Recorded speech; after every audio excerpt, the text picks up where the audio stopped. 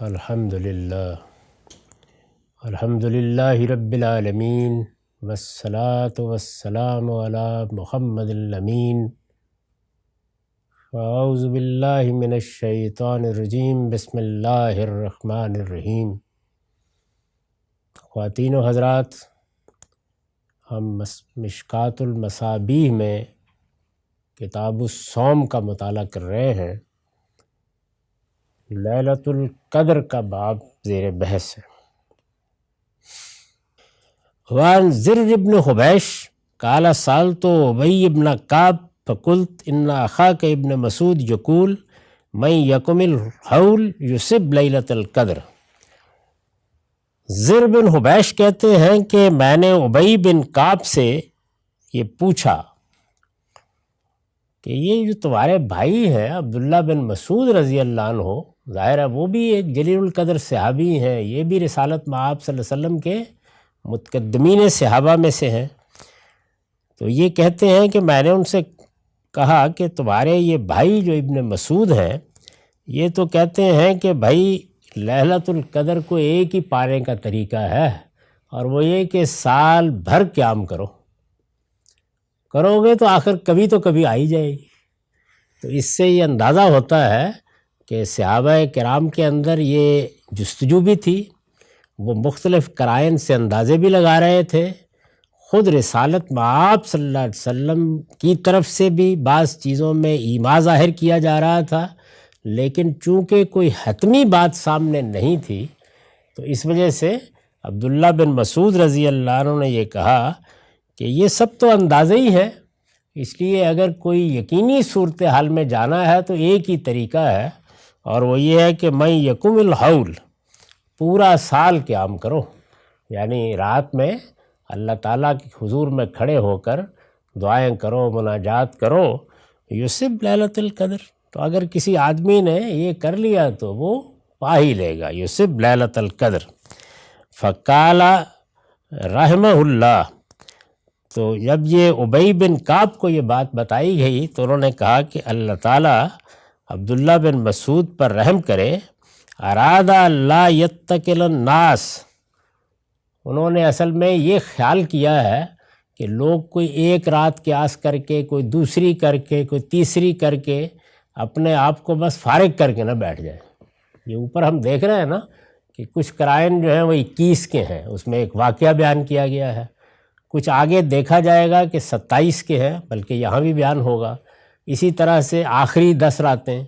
یا آخری 7 راتیں یا طاق راتیں، تو انہیں یہ خیال ہوا، یہ کہتے ہیں کہ انہیں یہ خیال ہوا کہ لوگ بس عبادت، ریاضت، دعا، مناجات انہی راتوں میں محدود کر کے بیٹھ جائیں گے، تو انہوں نے کہا کہ ان کو ترغیب دی جائے کہ اللہ تعالیٰ کی بارگاہ میں کھڑے ہونے کی سعادت حاصل کرو، سارا سال ہی کوشش کیا کرو۔ انہو قد علم انہ فی رمضان، تو وہ کہتے ہیں کہ ارادہ اللہ یتکل الناس انہو قد علم انہ فی رمضان، کہ انہیں بس یہ خیال ہوا ہے کہ کہیں لوگ بھروسہ کر کے نہ بیٹھ جائیں، ورنہ وہ بہت اچھی طرح جانتے ہیں کہ یہ رمضان میں ہے۔ وَأَنَّهَا فِي الْعَشْرِ الْأَوَاخِرِ، اور یہ کہ یہ آخری 10 دنوں میں ہے۔ وَأَنَّهَا لَيْلَةُ 27، اور عبداللہ بن مسعود اس سے بھی واقف ہیں کہ یہ 27ویں رات ہے، یعنی اس سے پہلے جو چیزیں آ گئیں اب یہ کہتے ہیں کہ یہ 27ویں رات ہے، ہمارے علم میں ہے یہ بات۔ ثم حلف لا یستثنی انہا لیلۃ 27، پھر انہوں نے بغیر کسی استثناء کے قسم اٹھا کے یہ کہا کہ یہ 27ویں ہی کی رات ہے۔ ابی بن کعب نے بہت اصرار سے کہا۔ وہ لوگ جن کی نظر روایتوں پر ہے وہ یہ جانتے ہیں کہ اس طرح کے بہت سے معاملات میں عبداللہ بن ابی رضی اللہ عنہ کے بعض تفردات ہیں، اور وہ اسی اصرار سے ان کو بیان کرتے ہیں۔ فقلت بأی شیء تقول ذلک یا ابا المنذر، انہوں نے کہا ان کی کنیت سے ان کو پکار کر کہ یہ فرمائیے کہ یہ اتنے اصرار سے، اتنے ابرام سے یہ آپ بات بیان کر رہے ہیں، کہہ رہے ہیں کہ یہ 27 کی رات ہے، اب تک تو کبھی متعین نہیں ہو سکا، اور عبداللہ بن مسعود تو یہاں تک کہہ گئے کہ اگر پورا ہی سال قیام کرو گے تو پھر یقیناً پالو گے، تو یہ کس بنیاد پر آپ نے یہ کہا ہے؟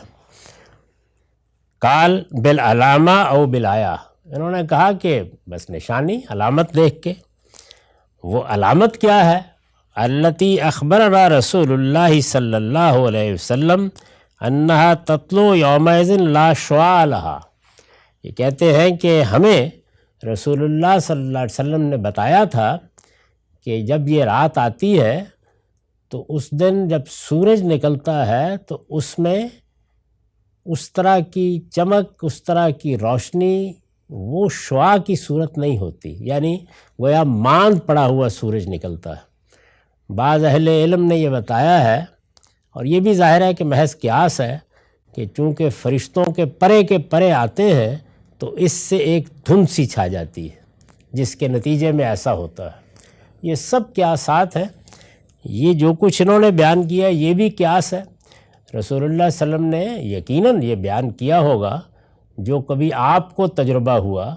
اسی طرح کا ایک تجربہ اس سے پیچھے بیان ہوا ہے، ان کو بھی یہ تجربہ ہوا ہوگا، اور وہ دیکھیے کہ وہ تجربہ 21 کا ہے اور یہ 27 کا ہے۔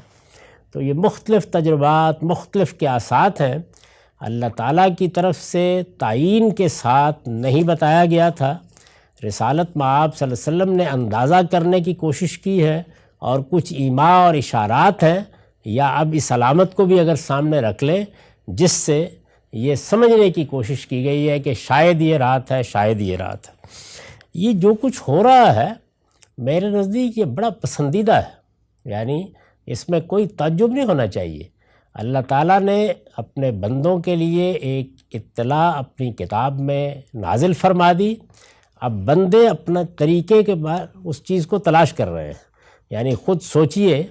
کہ جس وقت آپ کسی محبوب چیز کی جستجو میں، اس کی تلاش میں، اس کے پیچھے سرگرداں ہوتے ہیں، تو اس میں ابدیت کا کیسا غیر معمولی اظہار ہوتا ہے، پروردگار عالم کی رحمتوں اور شفقتوں کے لیے کیسی تمنا اور طلب ظاہر ہوتی ہے۔ تو یہ سب چیزیں نمایاں ہو رہی ہیں، لیکن انسانوں کے اذواق مختلف ہیں، تو اس لیے وہ تعین کی کوشش کر رہے ہیں مختلف اشاروں سے، مختلف طریقوں سے۔ یہ سب روایتیں یہی بات بتا رہی ہیں۔ وعن عائشہ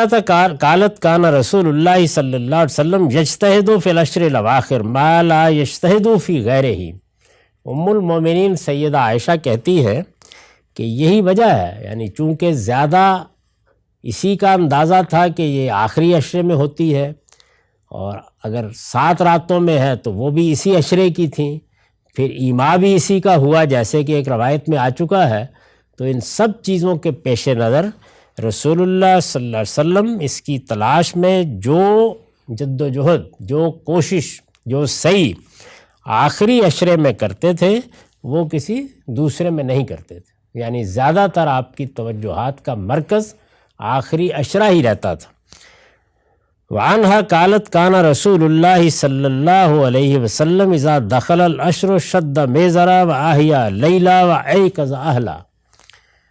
سیدہ ہی کی روایت ہے، وہ یہ کہتی ہیں کہ رسول اللہ صلی اللہ علیہ وسلم جب یہ آخری عشرہ آ جاتا تو کمر کس لیتے، آپ کی راتیں بیدار رہتیں، زندہ رہتیں،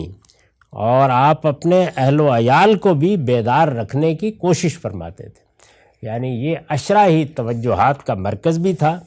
اسی کے لیے زیادہ صحیح بھی ہوتی تھی، اسی کی طرف آپ اپنے اہل و عیال کو بھی متوجہ کرتے تھے۔ بعض اور روایتوں میں بھی ہے کہ اپنے حجرے سے نکل کر سیدنا علی کو اور سیدہ فاطمہ کو بھی بیدار کرنے کے لیے گئے، تو اسی عشرے میں یہ سب ہوتا تھا۔ تو ایک طرح سے عبادت کے لیے اللہ تعالیٰ کی خوشنودی کی طلب میں ایک خاص نوعیت کی سعی اور سرگرمی تھی جو رسول اللہ کے پورے معمولات پر چھا جاتی تھی، اور وہ یہ آخری عشرے میں زیادہ تر ہوتا تھا۔